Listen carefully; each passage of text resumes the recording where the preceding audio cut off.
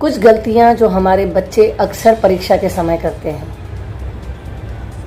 परीक्षा देने से कुछ समय पहले, कुछ दिन पहले हमें क्या क्या गलतियां नहीं करनी है ये ध्यान रखना है। सबसे पहली गलती जो हमारे बच्चे अक्सर करते हैं वो लास्ट मिनट तक अपना सिलेबस कंप्लीट नहीं कर पाते हैं और उसकी वजह से उन्हें रिवीजन के लिए टाइम नहीं मिलता। तो पहली गलती ये है कि जो आप अंत तक बस याद करते रहते हैं उसकी बजाय अपने सिलेबस को परीक्षा से कुछ दिनों पहले ही ख़त्म कर लें और एग्ज़ाम से एक दिन पहले आपका सिर्फ रिवीजन होना चाहिए, पुनरावर्तन होना चाहिए। आप एग्ज़ाम के एक दिन पहले देर रात तक अगर सिर्फ सिलेबस कंप्लीट करने की उधेड़-बुन में लगे रहेंगे तो यकीन मानिए कि आप परीक्षा के वक्त कंफ्यूज रहेंगे और सिर्फ सोचते रह जाएंगे कि आपने क्या पढ़ा था।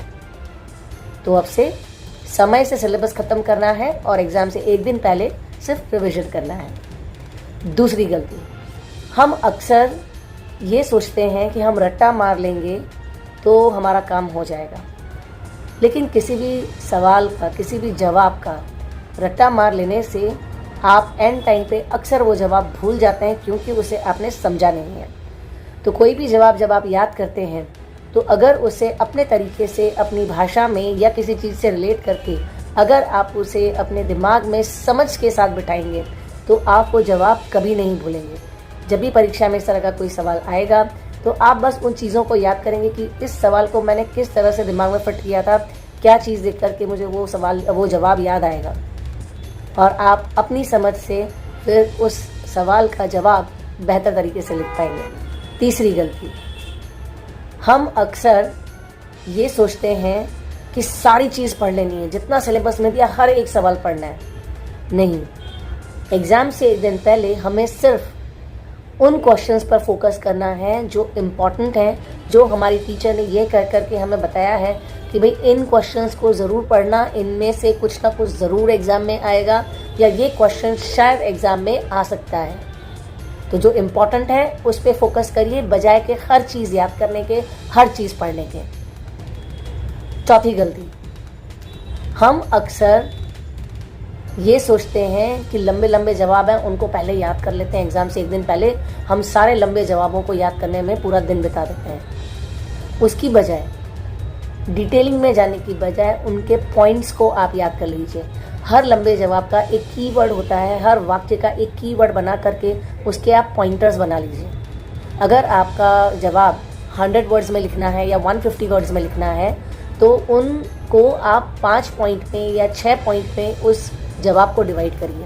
हर पॉइंट का एक कीवर्ड दिमाग में रखिए और उसको कैसे आप एलॉबरेट करेंगे उसे अपने मन में, अपनी भाषा में अपने आप को एक्सप्लेन कर दीजिए और देखिए आप वो जवाब कभी नहीं भूलेंगे और आप बराबर 150 शब्दों में या 100 वर्ड्स में उस आंसर को ज़रूर लिख पाएंगे। और आखिरी गलती, हम क्या करते हैं, हम बिना प्लान किए अपनी एग्ज़ाम की तैयारी में बैठते हैं। कभी लगता है कि अच्छा चलो साइंस पढ़ लेता हूँ, कभी लगता है मैं एसएस पढ़ लेती हूँ, कभी लगता है अरे संस्कृत के तो ये चीज़ मैंने पढ़ी ही नहीं है, चलो तो पहले संस्कृत लेके बैठ जाती हूँ। हम बिल्कुल बिना प्लानिंग के पढ़ते हैं। बच्चों, पढ़ाई करने के लिए, एग्ज़ाम की तैयारी करने के लिए प्लानिंग बहुत इम्पॉर्टेंट है, बहुत इम्पॉर्टेंट है। आपके पास कितने दिन बचे हैं और कितने सब्जेक्ट हैं उसके हिसाब से उन दिनों को हर विषय के हिसाब से आप बांट दीजिए। अगर कोई विषय आपके लिए आसान है, जहां आपकी मास्टरी है, हो सकता है कि वहां से 3 दिन की बजाय 1 दिन निकाल करके आप मैथ्स को या साइंस को या एसएस के लिए एक्स्ट्रा ऐड कर सकते हैं। फिर उन 3 दिनों में पूरे दिन की प्लानिंग आपकी क्या है कि कब सुबह उठेंगे, कब आप पढ़ने के लिए बैठेंगे, फिर ब्रेकफास्ट कब करेंगे, लंच कब करेंगे, ब्रेक कब लेंगे।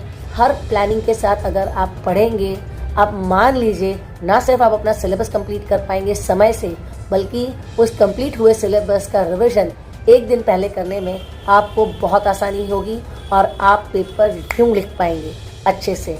और फिर जब पेपर अच्छे से लिखेंगे तो अच्छे परसेंटेज आने से आपको कौन रख सकता है। तो जीत की तैयारी करनी है, हार की नहीं। तो हम जो गलतियां कर रहे हैं अगर हमने उसे ओवरकम कर लिया, अगर उसे हमने अपने जो डेली रूटीन में से हटा दिया तो डेफिनेटली हम हर परीक्षा को सफलता से पार कर पाएंगे। तो परीक्षा के लिए बेस्ट ऑफ लक।